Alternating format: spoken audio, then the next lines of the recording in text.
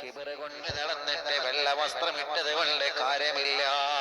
മനസ്സിൽ അഹങ്കാരം കൊണ്ട് നടന്ന്, മനസ്സിന്റെ അകത്ത് അസൂയ കൊണ്ട് നടന്ന്, മനസ്സിന്റെ അകത്ത് പകയും വിദ്വേഷവും വൈരാഗ്യവും ദേശവും ആരെയും ഗീബത്തും നമീമത്തുമായി പറഞ്ഞു നടന്നിട്ട് വെള്ള വസ്ത്രം ഇട്ട് നടന്നിട്ട് കാര്യമില്ല. വെളുക്കേണ്ടത് ഹൃദയമാണ്, വെളുക്കേണ്ടത് ഹൃദയമാണ്. വെള്ളത്തല പാപ കണ്ട് കാര്യമുണ്ടോ? വെളുക്കേണ്ടത് ഹൃദയമാണ്.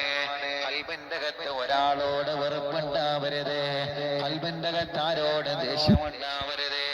ആരെയും നിങ്ങളെ കുറ്റം പറഞ്ഞ് നടക്കരുത്.